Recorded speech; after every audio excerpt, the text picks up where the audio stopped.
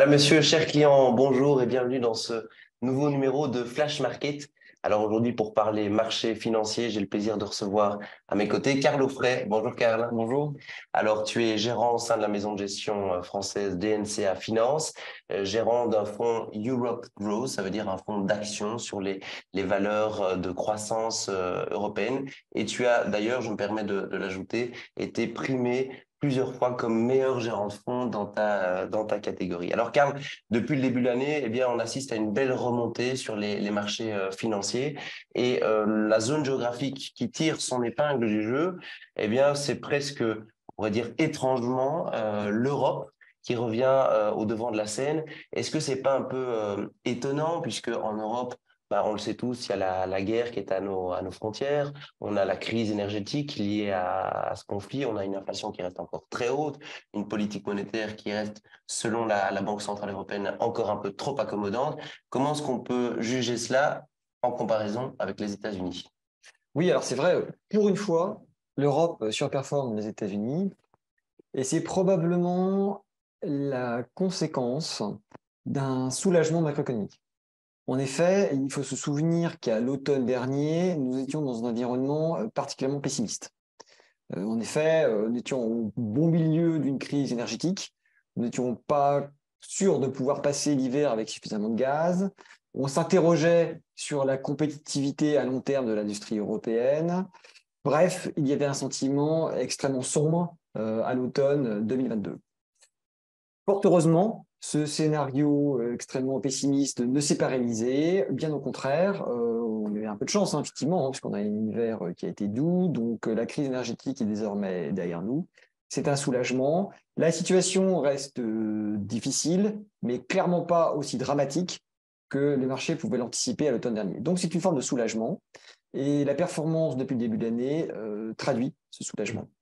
Au-delà de ça, on est également agréablement surpris par la vigueur de la réouverture en Chine, qui va être un facteur de soutien évident, hein, pour certains secteurs, notamment le luxe, ou bien encore certaines industries telles que Schneider Electric.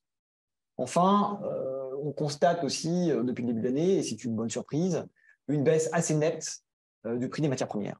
Si on regarde le prix spot de l'électricité, le prix spot du gaz naturel, ou encore le coût du transport maritime, ou encore les cours de certaines matières premières, tout a fortement baissé. Donc c'est un soulagement qui va se voir dans le compte de résultats des entreprises européennes d'ici 2-3 trimestres. Donc très clairement, c'est une bonne nouvelle. Alors après, il ne faut pas faire preuve d'un triomphalisme prématuré. Nous ne sommes que début mars et très clairement, l'environnement reste compliqué, en particulier sur le marché monétaire et obligataire. Très clairement, les chiffres d'inflation sont trop élevés et les banquiers centraux vont continuer à relever les taux. Et c'est clairement pas un scénario très favorable pour le marché action à très court terme. Donc, certes, nous sommes soulagés pour tous les éléments que j'ai cités. Très clairement, il y a eu des bonnes nouvelles depuis le début de l'année, mais l'environnement reste compliqué. Ouais, donc encore un peu de prudence, Totalement. malgré tout. Alors, Karl, l'an dernier, ben, tu en as parlé, ça a été une année qui a été extrêmement compliquée, notamment pour la croissance et pour l'Europe. Et aujourd'hui, eh bien, on commence à assister tout doucement à un retournement cyclique. L'an dernier, c'était plutôt la value qui fonctionnait bien. Maintenant, ici, on voit que la croissance revient tout doucement. Comment est-ce qu'on peut expliquer finalement ce changement de la part des investisseurs? Est-ce que c'est uniquement lié à la fin annoncée, programmée des taux d'intérêt? Alors, depuis le début de l'année, la value continue de surperformer la thématique croissance dans une moindre ampleur que l'année dernière, mais tout de même cette thématique encore plébiscitée. Et c'est logique, puisque c'est une thématique qui souffre moins de la hausse des taux d'intérêt. Donc, aussi longtemps qu'on sera dans un environnement de hausse de taux d'intérêt, la value continuera de surperformer. Toutefois, il n'est pas inconcevable qu'à un moment donné, les taux se stabilisent, taux longs et taux courts. Précisément quand, c'est extrêmement difficile à dire, peut-être au milieu de l'année. Et une fois que nous aurons une stabilisation des taux, à ce moment-là, la thématique croissance peut retrouver des couleurs. C'est ça. Dernière question, Karl, tu gères un fonds qui est zoné géographiquement. Pardonne-moi de te poser la question, mais est-ce que c'est pas un peu démodé, dépassé aujourd'hui en 2023 d'avoir un fonds qui est européen, comme on pourrait avoir un fonds américain sur les pays émergents, sur la Chine, le Japon, peu importe. Quand on pense à certaines valorisations européennes, comme LVMH, Volkswagen, Total, Total Energy, AstraZeneca, ben, on s'aperçoit que oui, ce sont des sociétés qui peuvent être françaises, allemandes, espagnoles, italiennes, mais finalement, ce sont devenues des sociétés complètement mondiales. Oui, alors les valeurs de croissance sont des entreprises globales, c'est un fait. Prenons ASML, le premier marché, c'est Taïwan. Les laboratoires pharmaceutiques, comme Novo Nordisk et AstraZeneca, le premier marché sont les États-Unis. LVMH, le premier marché, c'est la Chine. Et même le chiffre d'affaires réalisé par LVMH en Europe est principalement réalisé par des touristes.